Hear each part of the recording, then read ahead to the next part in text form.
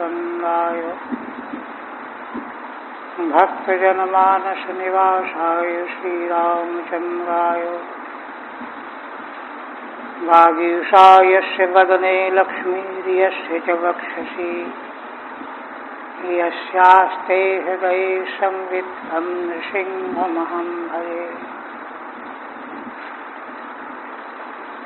विश्वसर्गविसर्गादि नवलक्षणलक्षितं श्रीकृष्णाख्यं परं ब्रह्म जगद्धाम नमाम तत्।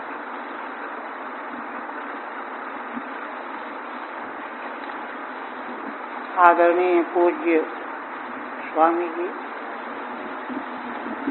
यति वृंद, भक्त वृंद, श्रोत वृंद,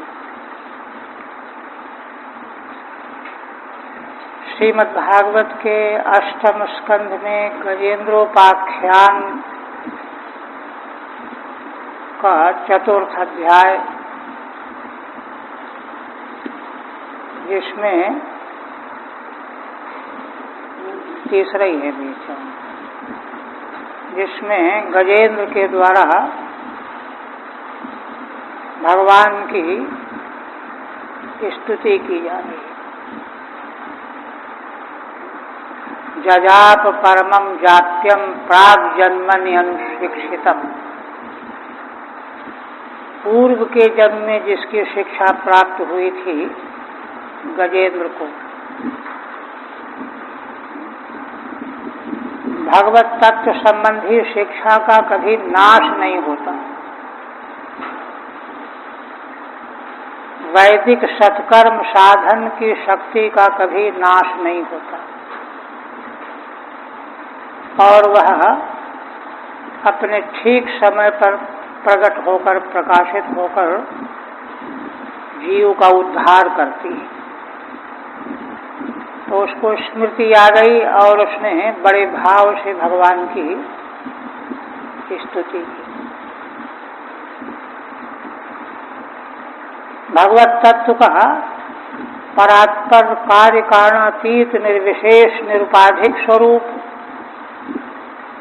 और साथ ही कार्य कारणात्मक सोपाधिक स्वरूप के रूप में भी गजेंद्र ने भगवान का स्मरण किया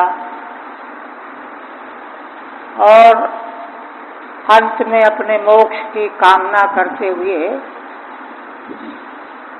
उसने कहा कि मैं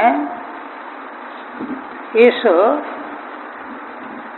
गज शरीर के जीवित होने की इच्छा नहीं करता हूँ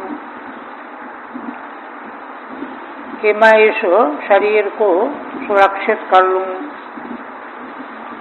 मुझे कोई जीने की इच्छा नहीं है, क्योंकि जीवन मिलेगा भी तो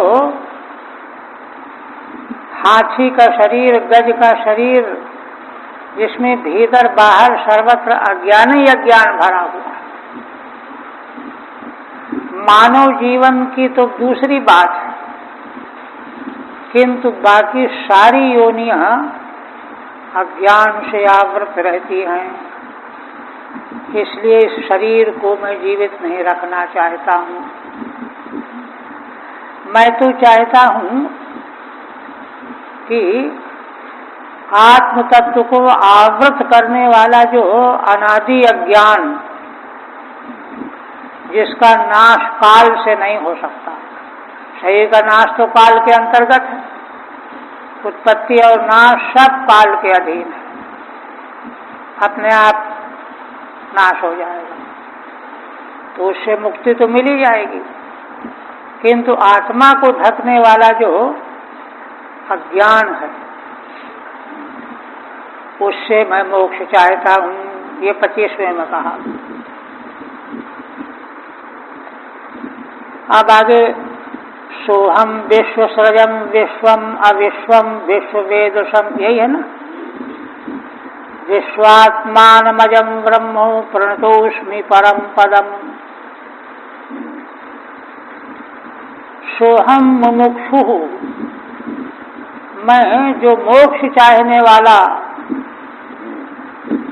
है ना, आत्म तत्व का जो अज्ञान से बंधन बना हुआ है उससे मोक्ष चाहने वाला।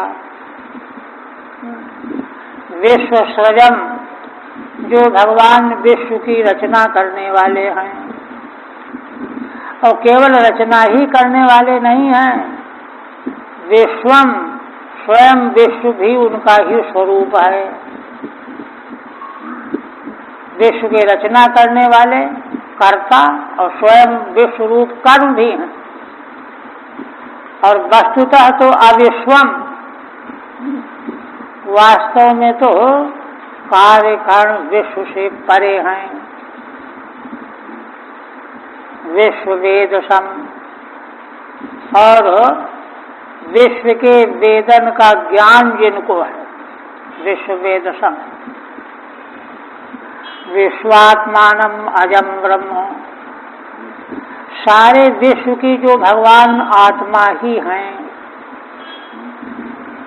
ऐसे अजन्मा ब्रह्म स्वरूप भगवान की मैं शरण में हूँ। प्रणतोस्मि परम पदम, वे भगवान ही परम ब्रह्म, परम पद हैं, परम प्राप्य हैं, परम परमार्थ हैं, उनको मैं नमस्कार करता हूँ। ठीक है। सोहम मुमुक्षु,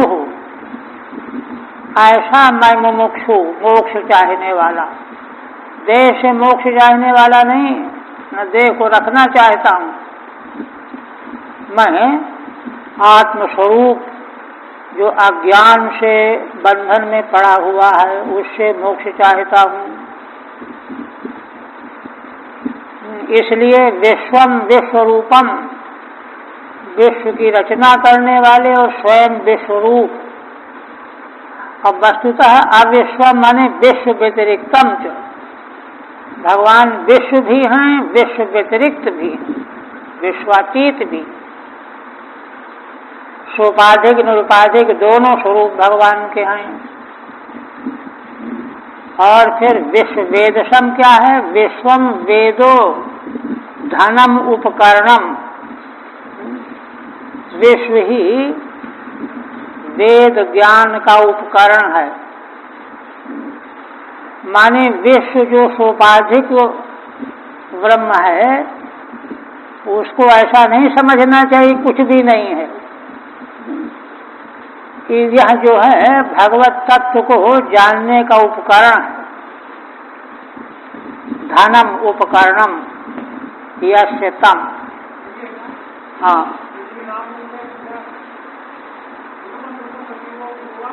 हाँ जी हाँ, वही है, वही है। वो तो बिल्कुल वेदांत उपनिषद की ही व्याख्या है। भाष्यम ब्रह्म सूत्राणाम क्या है? अच्छा मिल जाता होगा, ये अलग इधर कर दो। तो इस प्रकार से यस्य तम विश्वस्यात्मानम, जो भगवान समग्र विश्व की आत्मा है। जैसे मृत्तिका से बने हुए घट है ना, शराब, कुल्हड़, ककोरा आदि, उन सबों की आत्मा मृत्तिका ही है। ऐसे ही जो भगवान समग्र विश्व की आत्मा है, आत्मानम च केवलम प्रणतोस्मि, उन्हीं भगवान के मैं चरणों में प्रणत हो रहा हूँ। केवल प्रणतोस्मि न तो तम जानामि, माने उनके ठीक ठीक स्वरूप को कोई भी जानने का दावा नहीं कर सकता। इसलिए गजेंद्र भी कह रहा है कि मैं उसको जानता नहीं हूँ। जितना जानता हूँ, जैसा जानता हूँ, उस रूप में उनको मैं प्रणाम कर रहा हूँ। फिर कहते हैं योग रंधित कर्माणो हृदय योग विभाविते, योगिनो यम प्रपश्यन्ति योगेशम तम नतोस्म्यहम्। योग रंधित कर्माण, योग साधन के द्वारा जिन्होंने अपने कर्मों को पका दिया है, रंधित कर दिया है, जला दिया है, सबसे पहले कर्मों का रंधन कर दिया है, और फिर हृदय योग विभावित, फिर हृदय में योग के द्वारा जो भगवान विराजमान हो गए हैं, विद्यमान हो गए हैं, ऐसे हृदय में योगिनो यम प्रपश्यन्ति, योगी लोग जिन भगवान का दर्शन करते हैं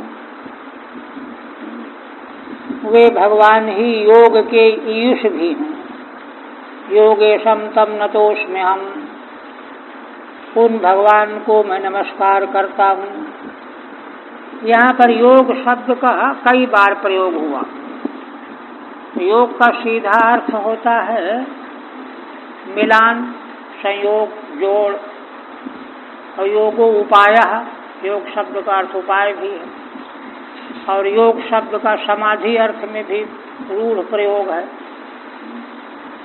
किंतु ज्ञान योग, भक्ति योग, कर्म योग, इन सबों के साथ में भी योग शब्द का प्रयोग है। यहाँ पर क्या कहते हैं? योग रंधित कर्माणः,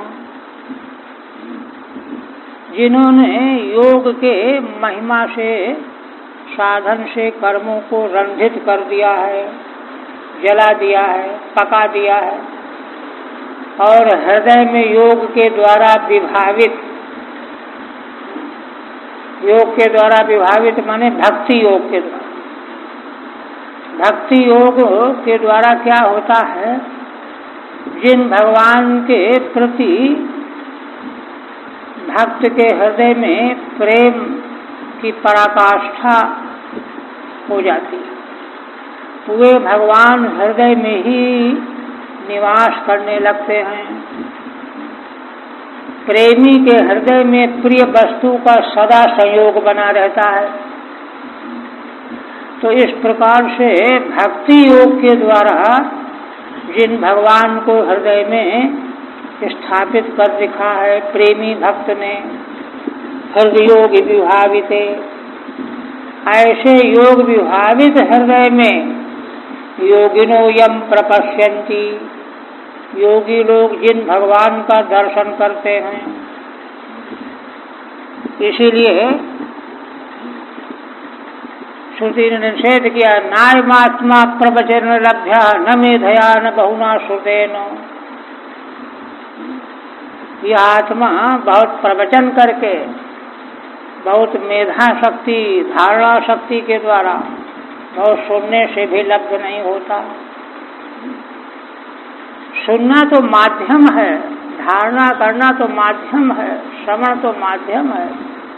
उसके द्वारा हृदय में योग विभावित स्थापना करनी चाहिए। और योगी लोग जो ऐसे हैं वे ही अपने योग विभावित हृदय में भगवान का दर्शन प्राप्त करते हैं। यम प्रपश्यन्ति, और जिन भगवान का दर्शन करते हैं योगी लोग, योगेशम, वे योग की सारी विधा संपन्न कराने वाले नियामक वे ही हैं। वही श्रुति है ना, यमे वैश गृणते तेन लभ्या। ये श्रुति की अपने अपने परंपरा के अनुसार कई तरह से व्याख्या करते हैं आचार्य लोग। कोई व्याख्या करते हैं कि वे भगवान ही जिसको वर्ण कर लेते हैं उसको वे प्राप्त होते हैं। भगवान वर्ण नहीं करेंगे तो अपनी ओर से कुछ भी उछल कूद करते रहो, प्राप्त होने वाले नहीं हैं।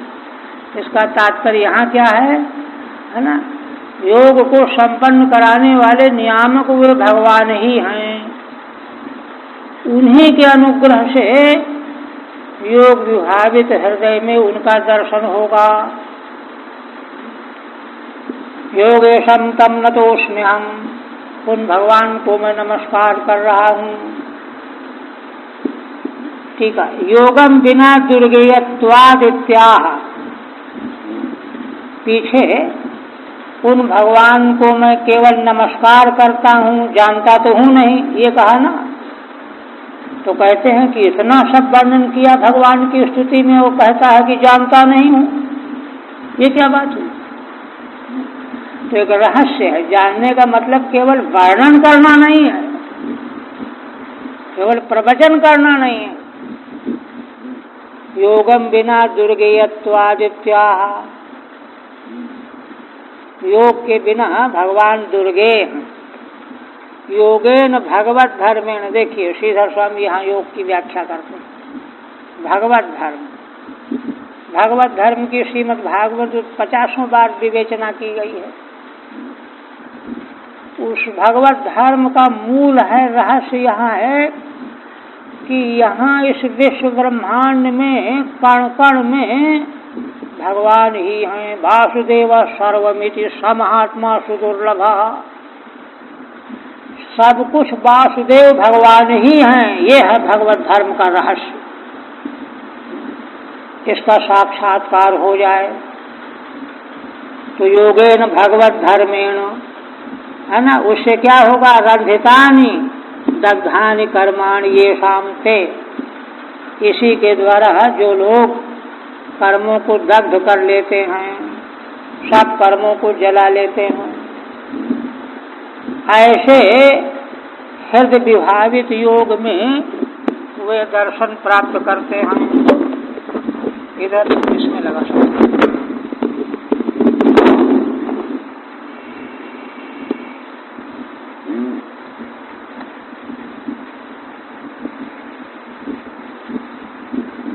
आप कहते हैं न, तो उसमें हम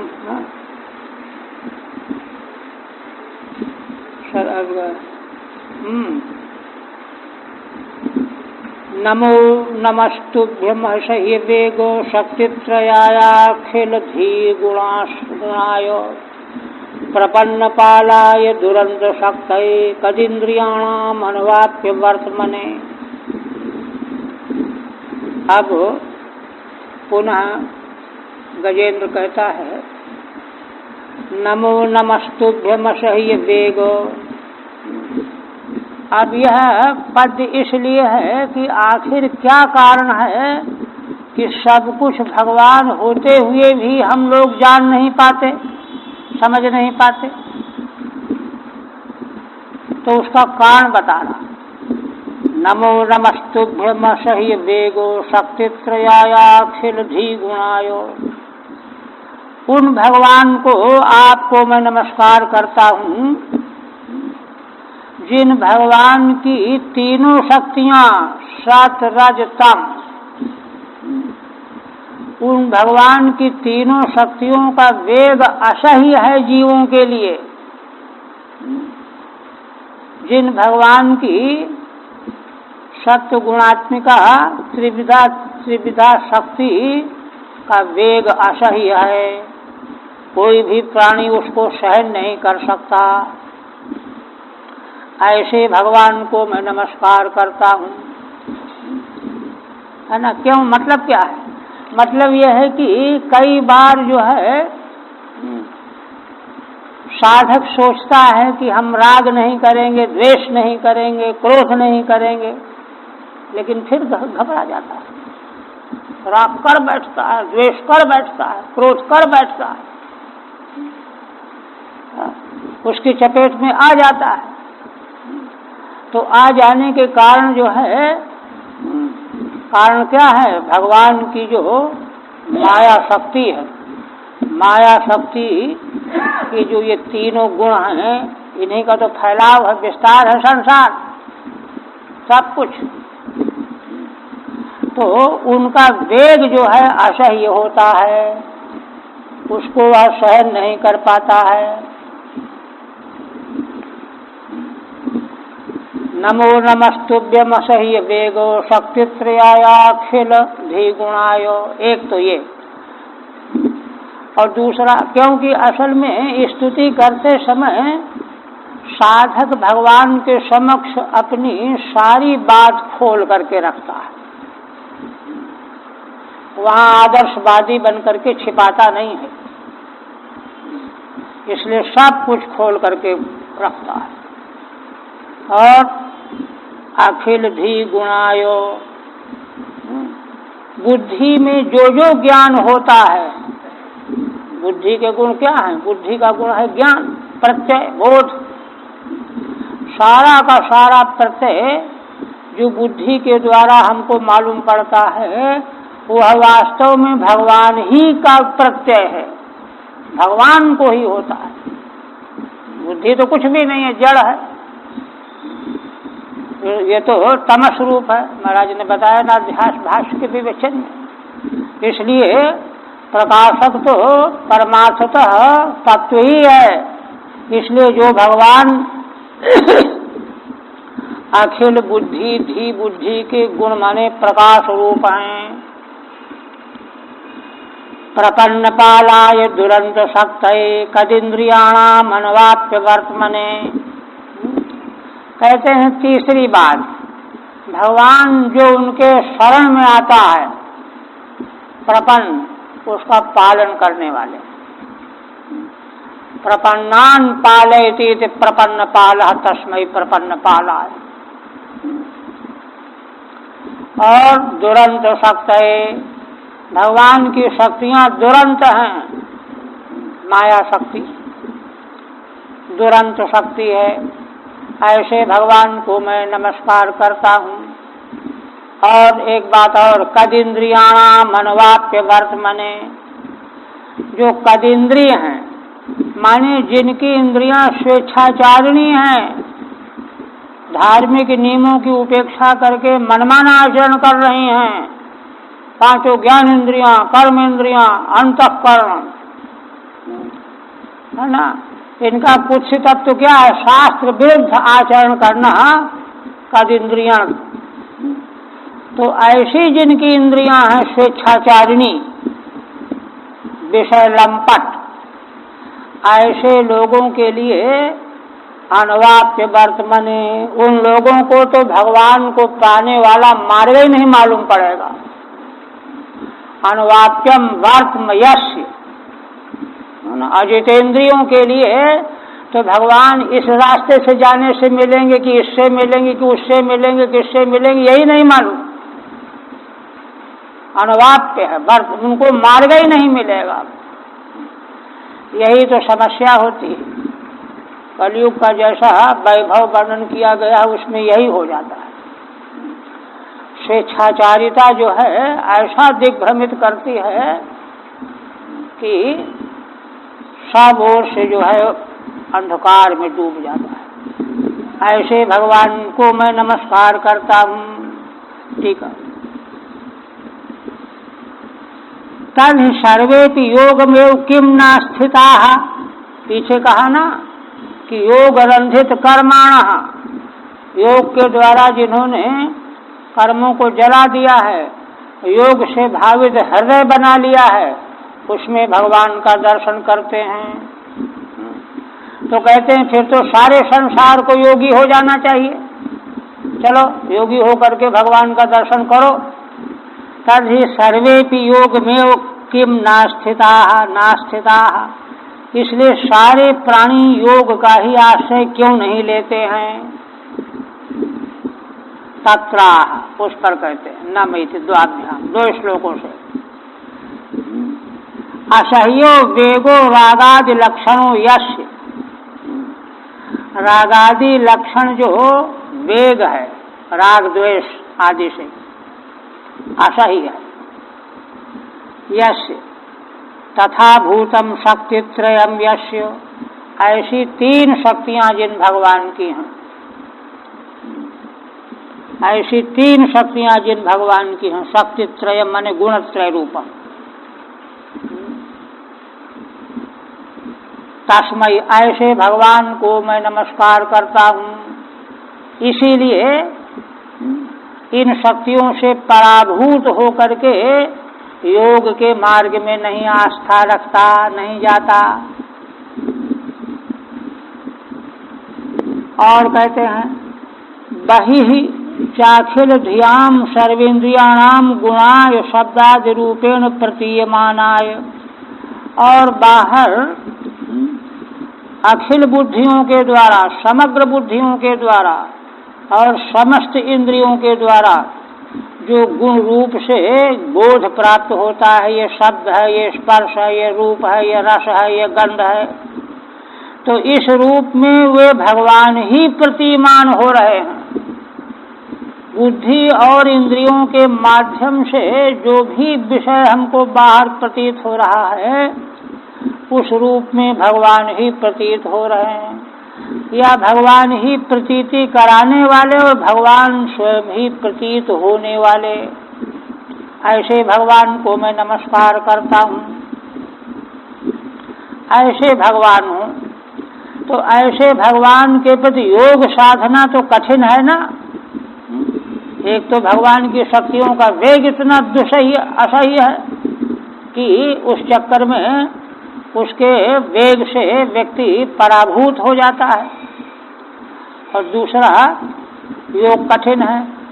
इसीलिए अतः कदिंद्रियाणाम कुत्सितान इंद्रियाण येषाम, कदिंद्रियां माने जिनकी इंद्रियां कुत्सित हैं, स्वेच्छाचारी इंद्रियां हैं, तेषाम अनवाप्यम वर्तमयस्य, ऐसे मनुष्यों के लिए तो भगवान की ओर जाने वाला रास्ता ही नहीं मालूम पड़ता, नहीं जाना जा सकता। फिर गजेंद्र कहता, नायम वेद स्वमात्मानं यच्छक्त्याहं धिया हतम तम दुरत्यय माहात्म्यम भगवन्तमितोऽस्म्यहम्। अंतिम गजेंद्र कहता है, हे भगवान, है ना, यच्छक्त्या अहम धिया हतम, संसारी जीव प्राणी भगवान की माया शक्ति का, है ना, प्रतीक है अहम बुद्धि, मैं। उसी अहम बुद्धि के द्वारा जो भगवान की माया शक्ति का विलास है, प्रकार है, प्रतीक है, उसके द्वारा वह हत है। जीव जो है बेबस है, हत है, पराहत है। इसलिए अयम जीव स्वम आत्मानं न जान न वेद, है तो वह आत्मा ही, किंतु मैं शुद्ध आत्मा हूँ, निर्विशेष आत्मा हूँ, यह बात नहीं जानता। वही अध्यास आ गया बीच में। अहम धिया हतम स्वम आत्मानम अयम जीवः पुरुषः मनुष्यः न वेद, नहीं जानता है। तो न जाने कारण क्या है? भगवान की शक्ति से प्रकट होने वाली अहंकार बुद्धि, अहम बुद्धि। तम दुरत्यय माहात्म्यम, उन भगवान को जिनका महात्म्य दुरत्यय है, बड़े दुख से जिसको जाना जा सके, पाया जा सके, प्राप्त किया जा सके, ऐसा महात्म्य है जिनका। माने जिन भगवान के महात्म्य को जानना ही बड़ा कठिन है, क्योंकि अगर भगवान का महात्म्य मालूम पड़ जाए तो भगवान से अलग रह नहीं सकता, किंतु उनके महात्म्य को जानना ही कठिन है, दुरत्यय है। इसलिए भगवन्तमितोऽस्म्यहम्, उन्हीं भगवान की शरण में मैं आ गया हूँ। अहम तम भगवंतम, इतः माने आश्रितः, उन्हीं भगवान का मैं आश्रय लेकर के स्थित हुआ हूँ। ठीक है। यच्छक्त्या यस्य माया वा, जिन भगवान की माया शक्ति से जो जीवों के भीतर अहम धी बनी हुई है, मैं अहम धी, तया हतम आवृतम अयम जनो न वेद, उसी अहम बुद्धि के द्वारा, है ना, यह संसारी प्राणी जीव आवृत बना हुआ है। न वेद, उनको नहीं जानता, है ना। दुरत्यम महात्म्यम यस्य, जिन भगवान का महात्म्य ही बड़ा दुरत्यय है। तम इतः आश्रितोऽस्मि, उन्हीं भगवान का मैं आश्रय लिए हुए हूँ, लेकर के स्थित हुआ हूँ। यहाँ तक गजेंद्र की स्तुति उद्गार व्यक्त की। अब भगवान सुखदेव जी आगे वर्णन को आगे ले जा रहे हैं। स्तुति करने के बाद उपसंहार में क्या हुआ? उपक्रम और उपसंहार दोनों परस्पर संबद्ध वस्तुएं हैं। शास्त्र का सारा विवेचन, वेद शास्त्र का और महान पुरुषों का भी उपक्रम उपसंहार से उपबृंहित होता है। सामान्य लोग है ना, प्रवचन शुरू कहीं से करते हैं, खत्म कहीं कर देते हैं जाकर। कोई उपक्रम का पता नहीं, ठिकाना नहीं, उपसंहार का ठिकाना नहीं। लेकिन शास्त्र में ये नहीं है। तो उस दृष्टि से अब उपसंहार में कहने जा रहे हैं। श्री शुकवाचो एवं गजेन्द्रम वर्णित निर्विशेषम ब्रह्मादयो विविध लिंग भिदाभिमाना नैते यदोपशसृपु निखिलात्मकत्वात् तत्राखिलामरमयो हरिराविरासीत्। देखिए, यह गजेंद्र मोक्ष का जो प्रकरण है बहुत उच्च कोटि का है, बहुत महत्वपूर्ण है। महाराज बहुत इसकी महिमा वर्णन करते हैं। कहते हैं इस प्रकार से गजेंद्र के द्वारा, गजेंद्र उपवर्णितम निर्विशेषम, गजेंद्र ने निर्विशेष ब्रह्म तत्व का निरूपण किया है अपनी स्तुति में। निर्विशेष निरुपाधिक तत्व का निरूपण किया है। हाँ, तो इसलिए इसकी स्तुति को, निर्विशेष की स्तुति को सारा संसार सुन रहा था। ब्रह्मादिकों ने भी सुना, क्योंकि ये सब तो व्यापक तत्व है ना। तो ब्रह्मादि तो सर्वज्ञ कल्प हैं ही, तो उन्होंने सुना है ना। किंतु उन लोगों को क्या है? विविध लिंग भिदाभिमाना, विविध प्रकार के लिंगों के भेद का अभिमान करने वाले हैं। ब्रह्मा कुछ अपने मन में समझे बैठे हैं, इंद्र कुछ और समझे बैठे हैं। इस प्रकार से अलग अलग, क्योंकि भगवान के द्वारा ये नियुक्त किए गए हैं, तो इसलिए विविध लिंग भिदाभिमाना। तो इन्होंने सुना तो सही कि व्यग्र होकर के गजेंद्र दुखी होकर के भगवान की आराधना स्तवन कर रहा है, तो हमको तो बुला नहीं रहा है, इसलिए हम क्यों जाएं? ये देखिए, माने कितनी दूर तक अहम स्व और पराये का भान है। यहाँ देखिए, ये भी एक दृष्टि है। अपने को अलग मानना, दूसरे को अलग मानना कितनी दूर तक है। इन्हीं ब्रह्मा के संबंध में तो बृहदारण्यक उपनिषद में वहाँ वेदांत दर्शन में निरूपण किया गया है कि अपने को जान ही नहीं पाए, जान ही नहीं रहे। उनको आरती भी हुई और भय भी हुआ, अरे कोई इधर उधर है नहीं, कोई जो है मुझे मार न डाले, खा न डाले, ये हो गया। और कोई दूसरा हो तो थोड़ी बातें करे, टाइम पास हो, इसलिए उनको आरती से ग्रसित हो गए ब्रह्मा और भयभीत हो गए। फिर आगे खैर बड़ा विस्तृत प्रसंग है वह। तो इस तरह से यहाँ तक जो है बात ऐसी है। विविध लिंग भिदाभिमाना नैते यदोपशसृपु, कोई नहीं आया। अब देखिए, मान लो कोई दुख में फंसा हुआ हो तो जो भी सामर्थ्यशाली हो उसको पहुंचना चाहिए, ये तो धर्म कहता है कि नहीं। लेकिन नहीं, ये तो पता नहीं किसको बुला रहा, हमको तो बुलाया नहीं, हम क्यों जाएं? नैते यदोपशसृपु निखिलात्मकत्वात्, तो श्री भगवान तो निखिलात्मा है,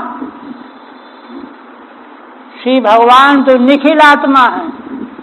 इसलिए वे तो जो हैं किसी एक को किसी को संबोधित तो भी उनको ही संबोधन होगा, और उनका संबोधन होने पर सारे विश्व का संबोधन हो गया। कहा गया है ना कि उनकी पूजा करना सारे विश्व की पूजा करना, भूत मात्र की पूजा करना है। तो उनकी स्तुति हो रही तो सबकी स्तुति नहीं हो रही, ब्रह्मादिकों को जाना नहीं चाहिए। बंशीधर जी ने बड़ा विस्तृत यहाँ पर टिप्पणी की है कि उन्होंने सोचा कि मरने दो, हमको तो बुलाया नहीं, पता नहीं किसकी याद कर रहा है। ऐसे तो निखिलात्मकत्वात् तत्राखिलामरमयो हरिरा विराशीत। तब जो भगवान निखिलात्मा हैं, अणु अणु परमाणु परमाणु की आत्मा हैं वे, और अखिलामरमय सर्वदेवमय है भगवान, वे भगवान श्री हरि वहां प्रकट हो गए। आविराशित वे प्रकट हो गए। टीका उपवर्णितम निर्विशेषम मूर्ति भेदम बिना परम तत्व ये नतम।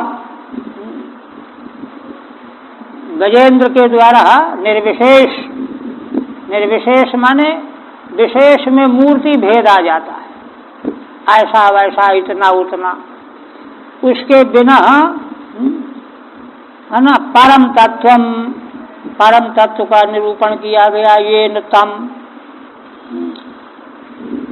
विविधा चाशौ लिंग भेदा मूर्ति भेद, विविध प्रकार के जो लिंग के भेद हैं, है ना, आकृतियों के भेद हैं। ब्रह्मा जी चतुर्मुख हैं, है ना, शिव जी त्रिनेत्र हैं, ऐसे है ना, लिंग भेदा मूर्ति भेदा तत्समा तस्याम अभिमानो ये शांते। ऐसे भिन्न भिन्न मूर्ति में ही जिनको अभिमान बना हुआ है, इसलिए वे नहीं आए। अतः एते यदा नोपजगमुहु, इसलिए ये जब कोई आए ही नहीं, तत्र तदा, देखिए जबकि भगवान ने संसार की सेवा के लिए, रचना के लिए भगवान ने नियुक्त किया है, तो जो है कहीं कोई जरूरत पड़ जाए तो किसी को भी सहयोग कर देना चाहिए ना, लेकिन नहीं आए। नोपजगमुहु तत्र तदा अखिलामरमय सर्वदेवमय मूर्ति, अखिल देवमय मूर्ति भगवान श्री हरि प्रकट हो गए। तम तद्वदार्थमुपलभ्य जगन्निवासः स्तोत्रम निशम्य दिविजयिषः संस्तुवद्भिः छन्दोमयेन गरुडेन समूह्यमानश्चक्रायुधोऽभ्यगमदाशु यतो गजेन्द्रः। फिर कहते हैं सुखदेव जी, तम तद्वदार्थमुपलभ्य जगन्निवासः, जो भगवान समग्र जगत में निवास करने वाले हैं, अथवा सारा जगत जिन भगवान में निवास किए हुए है, उन भगवान ने जब देखा कि यह गजेंद्र तो बड़ा दुखी है, आर्त है, ऐसा देखा निकट आने पर, और उसके स्तोत्र को भी सुना। स्तोत्रम निशम्य दिविजयी, है ना, स्तोत्र सुना। बहुत दुखी है और उसने बड़ा उच्च कोटि का स्तवन किया है। स्तोत्रम निशम्य दिविजयिषः संस्तुवद्भिः, भगवान के साथ में देवता लोग उनकी स्तुति करते हुए पीछे पीछे आ रहे थे, और भगवान बड़ी जल्दी में, गजेंद्र बहुत दुख में है, इसलिए जल्दी में छंदोमयेन गरुडेन, छंदोमय गरुड़ में भगवान आरूढ़ होकर के चल पड़े। छंदोमय वेद में, शाम गरुड़ जी के पंख शाम वेद की ध्वनि प्रकट करते हैं, वेदमय। तो वेदमय कहने का मतलब यह है कि वेद सर्वोत्कृष्ट गतिवान है, तत्व है। छंदोमयेन गरुडेन समूह्यमानः, गरुड़ छंदोमय गरुड़ जी के द्वारा भगवान को अपने है ना पीठ पर बैठाल करके लाया जा रहा है। चक्रायुधो भगमदासु यतो गजेंद्र, और भगवान हाथ में चक्र लिए हुए सुदर्शन चक्र। आशु अभ्यगमत, बड़ी शीघ्रता में वहीं पहुंच रहे हैं। कहाँ पर? यतो गजेंद्र, जहाँ गजेंद्र त्रिकूट पर्वत के उद्यान के क्षेत्र में सरोवर में जहाँ जल पीने के लिए गया था वहीं पकड़ा गया था, वहीं आ गए।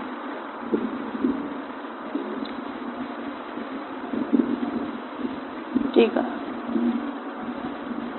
दिविजैर देवै सह छंदोमय नेति, है ना, शीघ्रायुक्तम, छंदोमय गरुड़ जी के पंख हैं, शीघ्रता के लिए यह बात कही गई, बहुत शीघ्रता।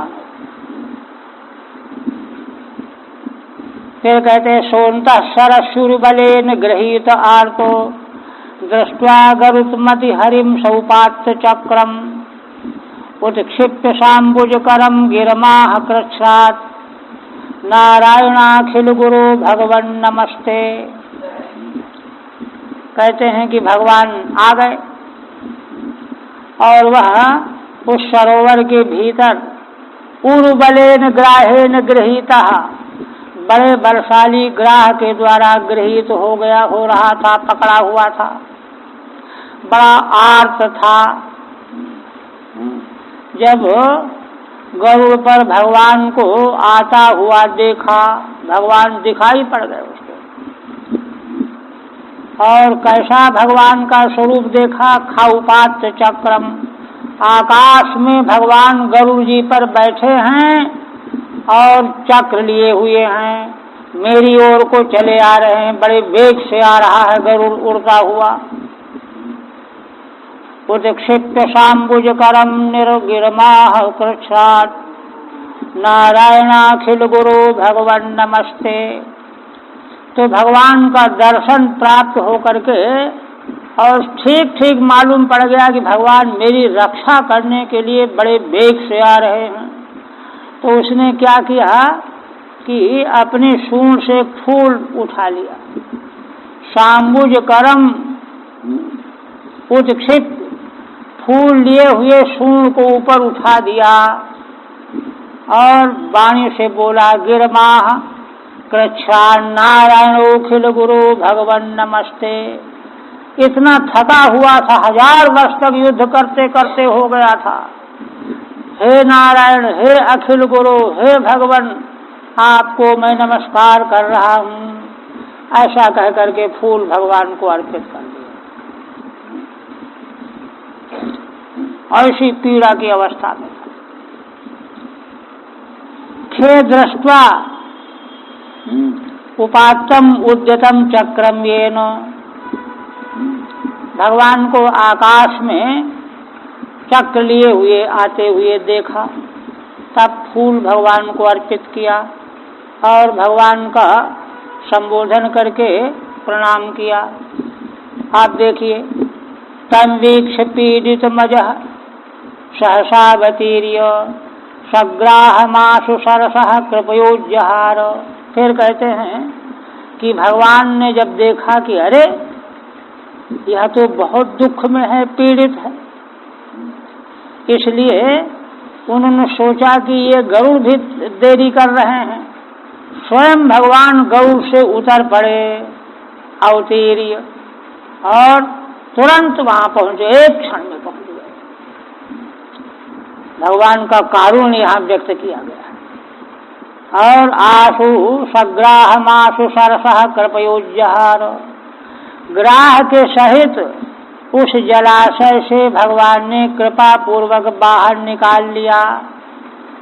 जैसा मूस के मुंह में पैर था, उसके सहित भगवान स्पर्श करके उठा करके बाहर लाए, कृपयोज्जहार। और ग्राहाद विपाटित मुखा दजना गजेंद्रम, पहले भगवान ने सुदर्शन चक्र के द्वारा ग्राह के मुख को फाड़ डाला और गजेंद्र को सुरक्षित बचा दिया। गजेन्द्रम संपश्यताम हरिदमु मुजुद स्त्रियाणाम।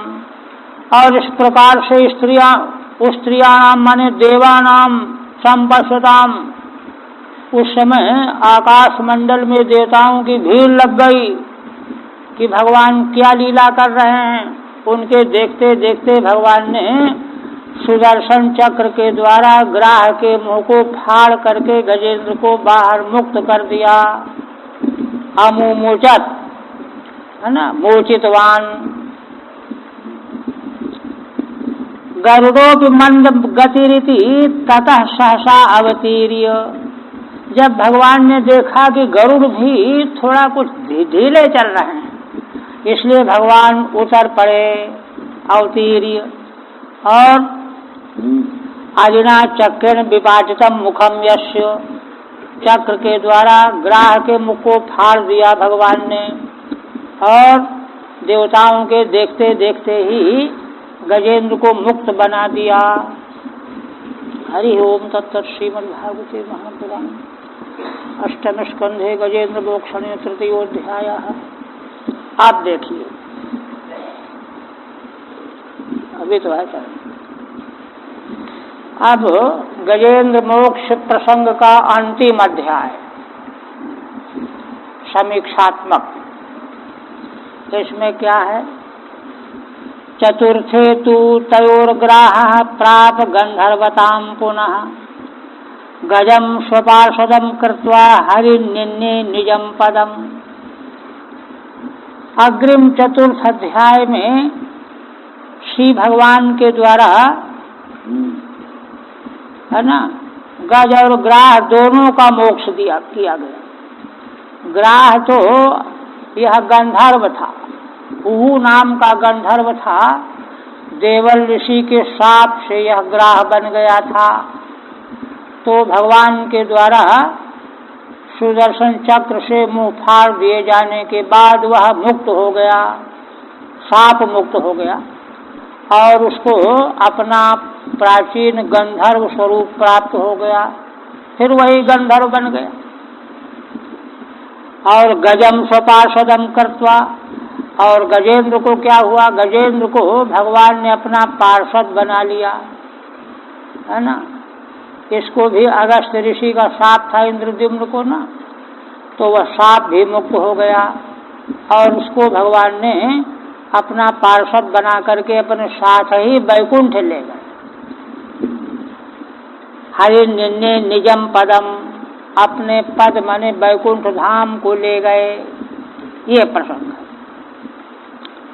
श्री शुकवाचो तदा देवर्षि गंधर्वाः ब्रह्मेशान पुरोगमाः मुमुचुः कुसुमासारं संसन्तः कर्म तद्धरे। भगवान सुखदेव जी कहते हैं कि राजन, इस प्रकार से जब भगवान ने गजेंद्र को ग्राह के पकड़ से मुक्त कर दिया और ग्राह का भी शाप विमुक्त बना करके गंधर्व स्वरूप प्रदान करा दिया, यह भगवान का लीला चरित्र देख करके देवता, ऋषि, गंधर्व, ब्रह्मा, ईशान, शिव इनको आगे करके दौड़ करके आए और भगवान की स्तुति करने लगे। मुमुचुः कुसुमासारम, है ना। देवताओं ने, गंधर्वों ने फूलों की वर्षा की और ब्रह्मा आदिकों ने भगवान की स्तुति की। संसन्तः कर्म तद्धरे है, भगवान श्री हरि के इसी कर्म की बार बार प्रशंसा करते हुए भगवान की जय हो, भगवान की जय हो। कितनी जो है उच्चतम लीला भगवान ने की, ऐसा कर कर। टीका नहीं है। नेदुर्दुन्दुभयो दिव्याः गंधर्वा नंदतुर्जगुः ऋषयश्चारणा सिद्धास्तुष्टुः पुरुषोत्तमम्। कहते हैं कि दुंदुभियां बजने लगी स्वर्गीय देवताओं की, गंधर्व नृत्य और गान करने लगे। ऋषयश्चारणा सिद्धास्तुष्टुः पुरुषोत्तमम्, ऋषि चारण सिद्ध, ये सब के सब भगवान की, पुरुषोत्तम भगवान की स्तुति करने लगे भाव विभोर हो करके। ये तो लीला चरित्र का यह परिणाम हुआ। आप कहते हैं योसौ ग्राह सवै सद्य परमाश्चर्य रूप दृक् मुक्तो देवल शापेन हुर गंधर्व सप्तमः।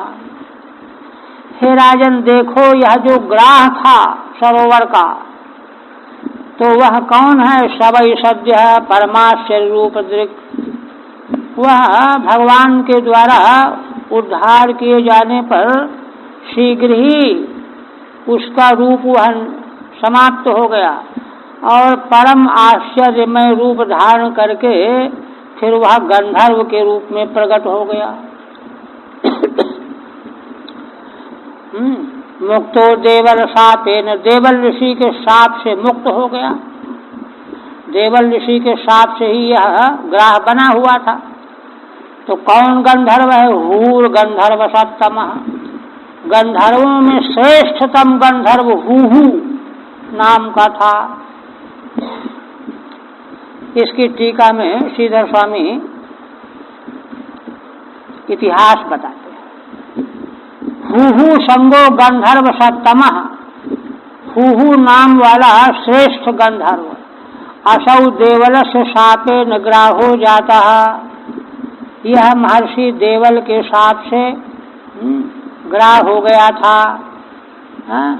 सवै सतु ततः सद्यो मुक्ता, वही इस समय सद्य मुक्त हो गया।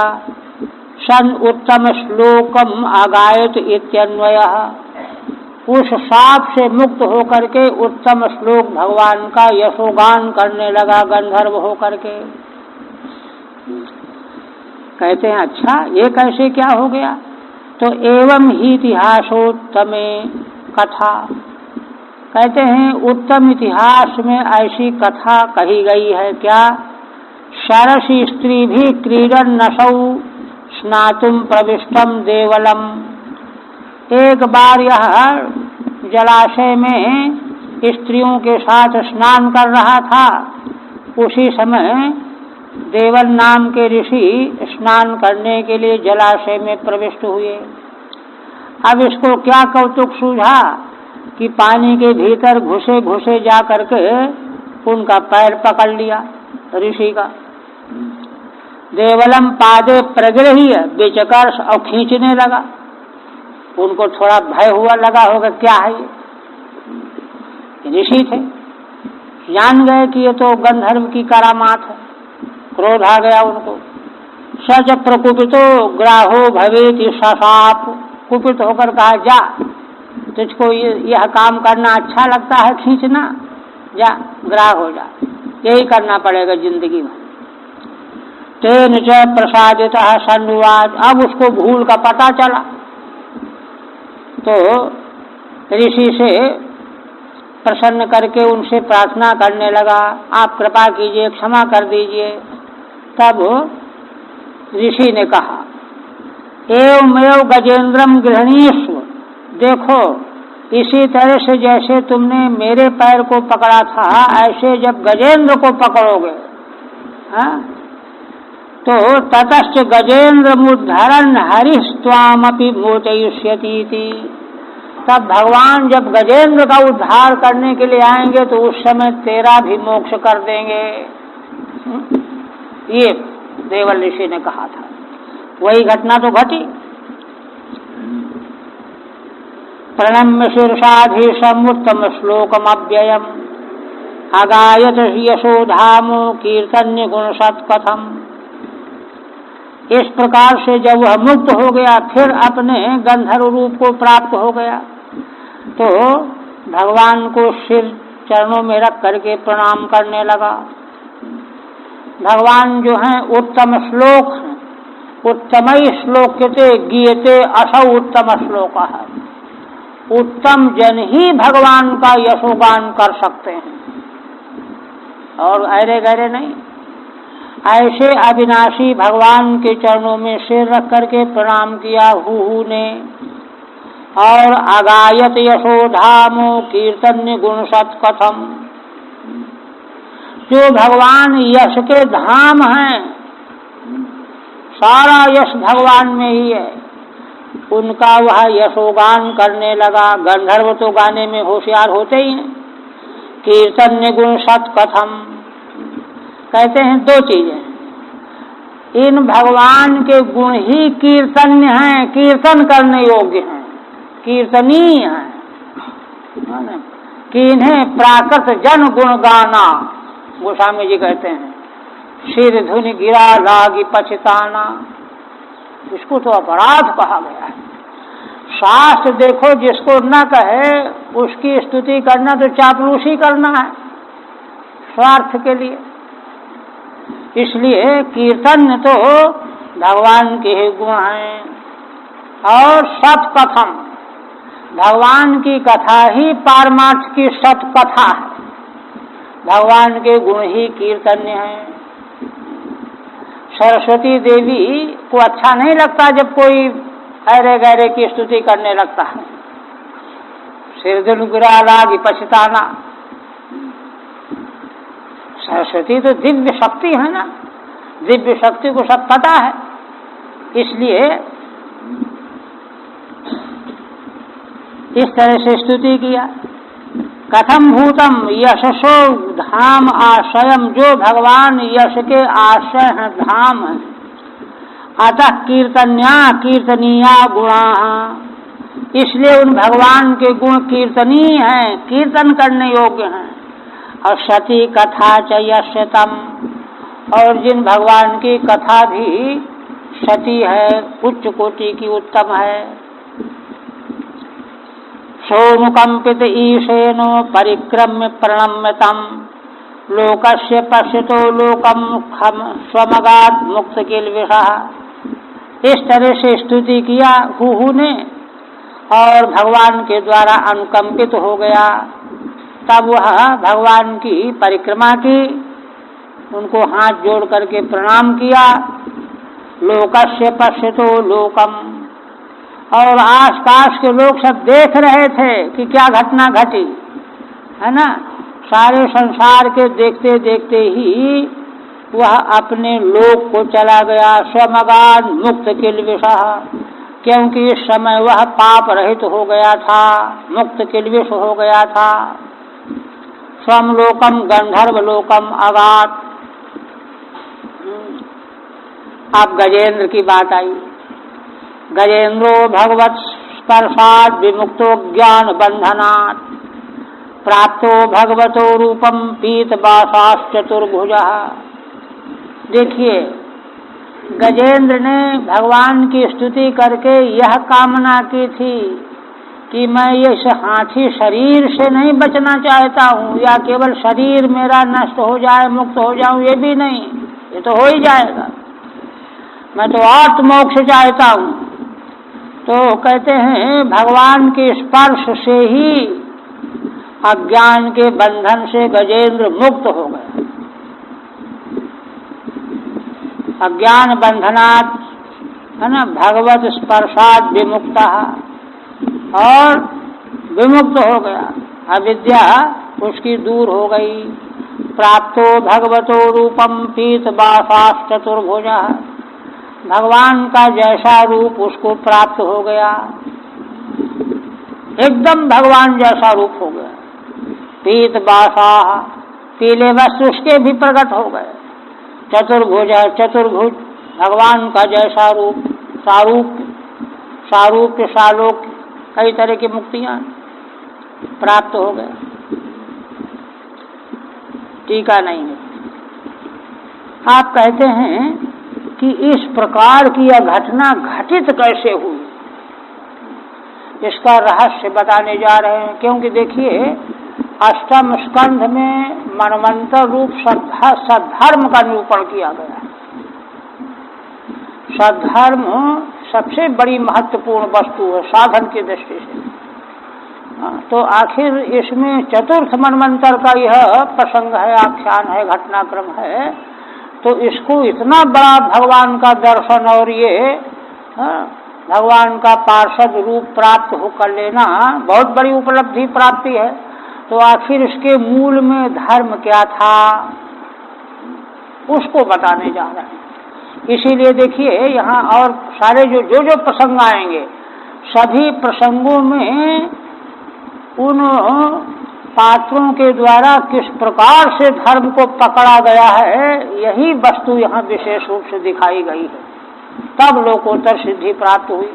बलि का देखिए इसी तरह से आएगा। तो कहते हैं कि देखो, सवै पूर्व भूत राजा पांड्यो द्रविड़ सप्तम।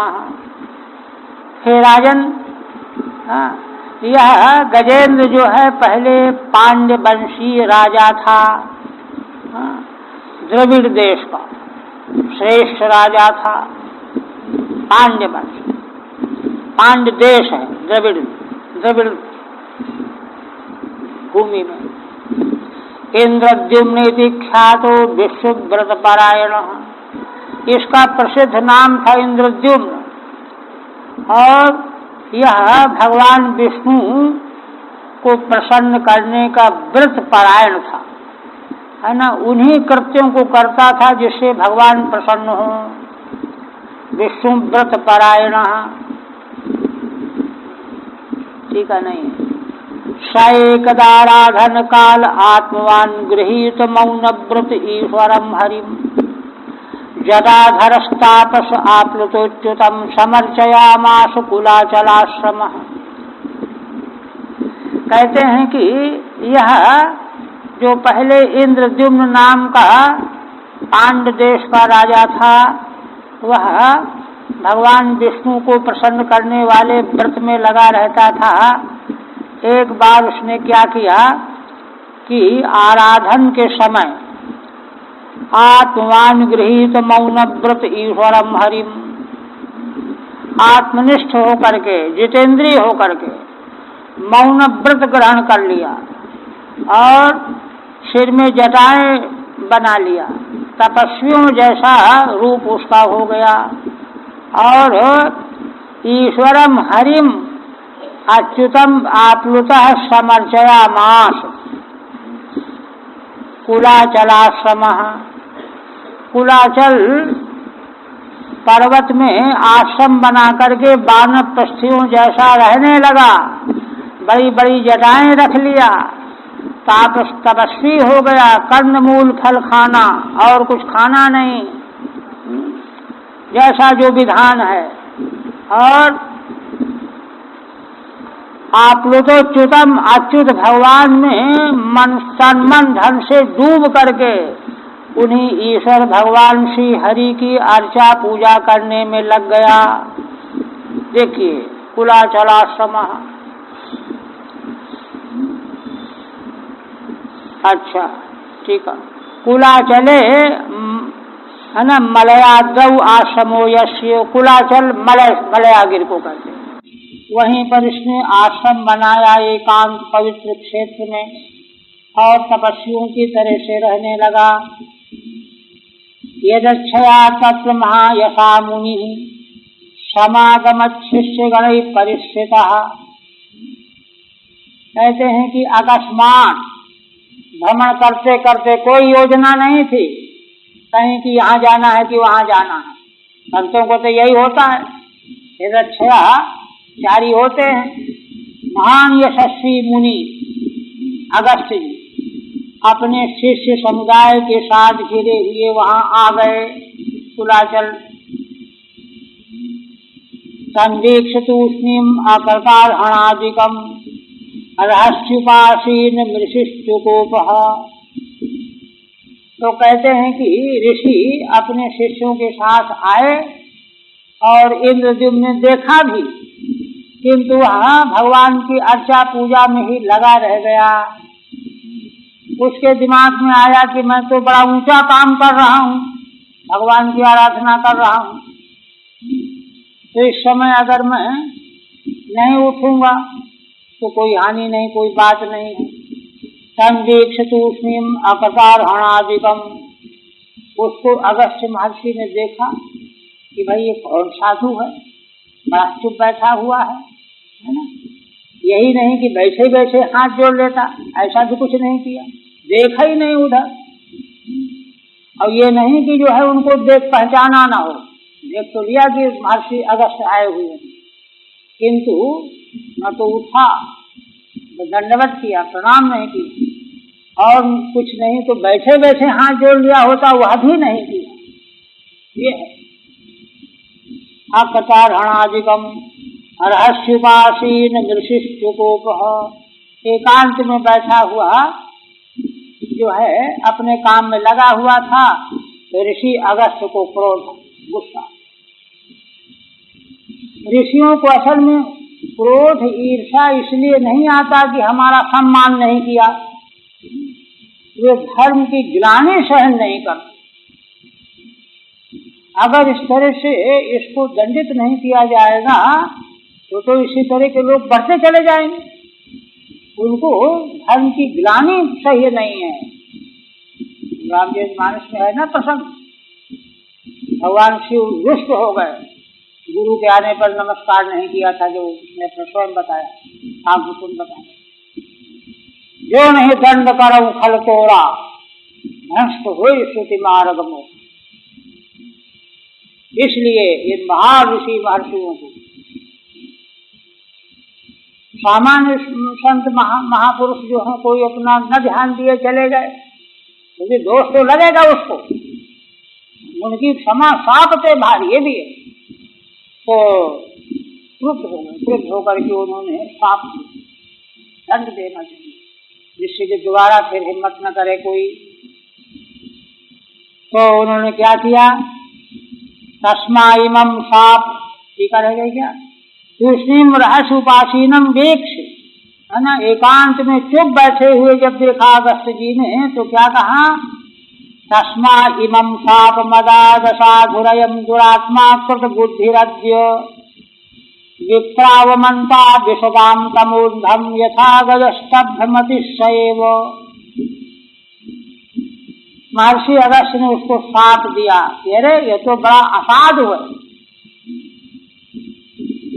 असाधुरयम, दुरात्मा है, अकृत बुद्धिरद्यो, इसकी बुद्धि अकृत बुद्धि माने अशिक्षित बुद्धि वाला है, शिक्षित बुद्धि वाला नहीं।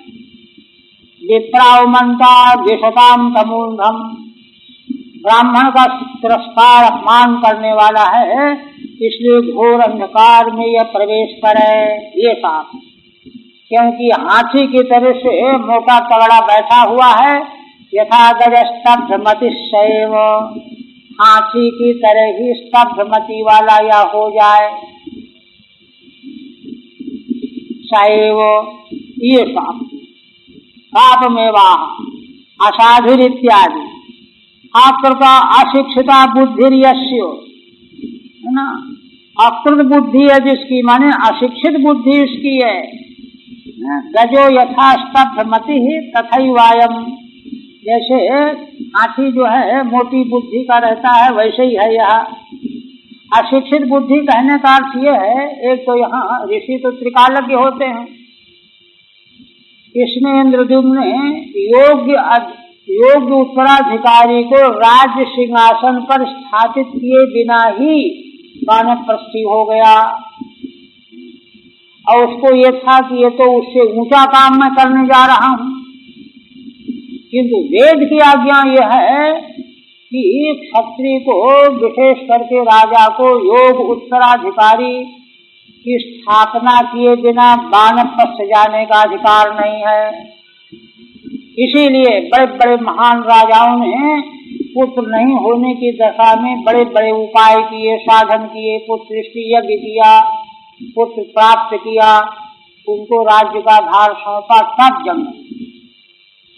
तो इसने जो यह उल्लंघन करके स्वेच्छाचार का आचरण, अपने से बुद्धि से लगा लिया कि भगवान की आराधना तो इससे बड़ा काम है, भगवान की आराधना बड़ा काम है, इसमें संदेह नहीं है, किंतु किसके लिए है, क्रमशः जो है वहां पहुंचा जा सकता है, ये भूल हुई इसकी।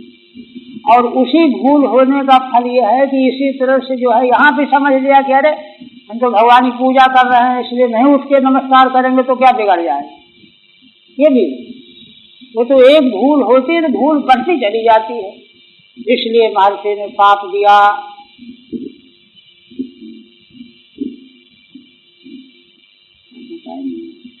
तो कहते हैं सैव श्री शुकवाच एवं सत्वा गतो गस्तु भगवान नृपुषानुगः इंद्रद्युम्नो विराजर्षिर्दिष्टं तदुपधारयन्। सुखदेव भगवान कहते हैं कि इस प्रकार से महर्षि अगस्त साप दे करके चले गए। वो तो जब आए थे, एक तरह से भगवान की ही एक तरह से घटना की योजना थी, और अपने अनुयायियों शिष्यों के साथ चले गए।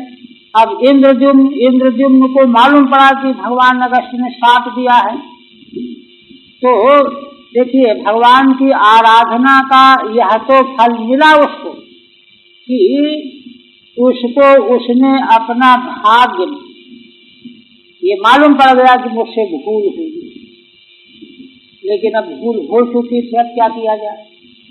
तो ये भूल हो करके ये जो मुझे श्राप मिला है ये मेरा भाग्य, दैव का विधान है ना। राजर्षि दिष्टम तदुपधारयन्, उसको दैवी विधान माना। देखिए अगर और अपराध करता, मान लो अगस्ती पर बड़बड़ाने लगता, ऐसे भी तो लोग होते हैं, तो सत्यानाश ही होगा। इसलिए उसने सोचा कि भूल मुझसे हुई, और भूल हुई इसलिए यह दैवी विधान है। जैसे वृत्रासुर के संबंध में है ना ये, कि जो है उसने भगवती पार्वती जी से क्षमा याचना की, तो उसने अगड़म बगड़म बका। तो इस तरह से भगवान के भक्त होने का ये सबसे बड़ा महत्वपूर्ण जो है फल प्राप्त होता है कि भूल हो करके उसको दैवी विधान मान लिया।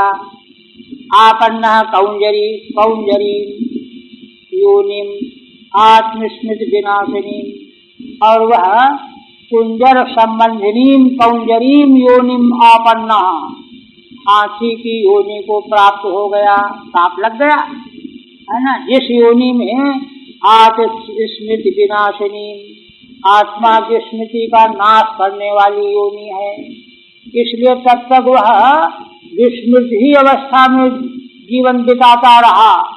वह तो ग्राह के द्वारा पकड़े जाने पर उस भगवान की आराधना के फल स्वरूप उसको स्मृति आ गई अकस्मात। यह भगवान की कृपा है।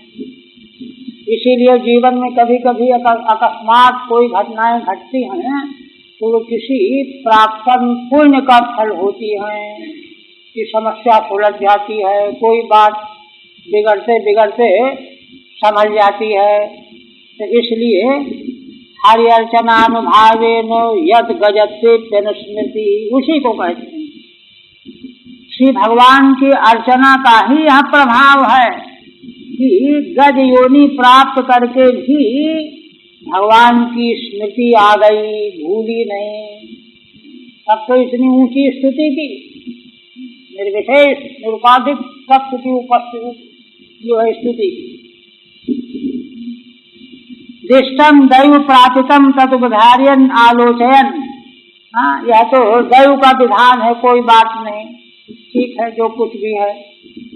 कौंजरीम योनिम आपन्ना, तभी पश्चात कथम स्मृति जाता, तो कहते हैं कि अच्छा फिर पीछे स्मृति कैसे आ गई। तत्रा हरे अर्चनस्यानुभावेन अनुभावेन, श्री भगवान की अर्चना के प्रभाव से पीछे मति आ गई। जैसे भरत जी को है ना मृग का देह मिलने पर भी उनको भगवान की आराधना, भगवान की मति उनकी नष्ट नहीं, उन्होंने अनशन करके त्याग और फिर खुद कुल में जन्म। एवं विमोक्ष गतियूथप मज्जनाभस्तेनापि पार्षद गतिम गमिते नियुक्ता, गंधर्व सिद्ध विबुधैरुपगीयमानो कर्माद्भुतम स्वभवनम गरुडासनोगात्।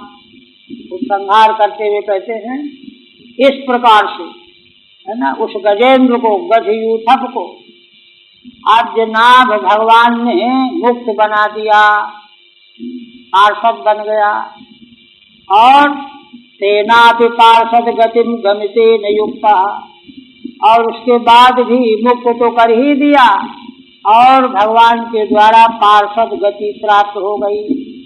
पार्षद योग युक्त हो, गंधर्व सिद्ध विबुधैरुपगीयमान, उस समय गंधर्व सिद्ध देवता ये सब भगवान के मंगलमय अद्भुत कर्मों का यशोगान करने लगे।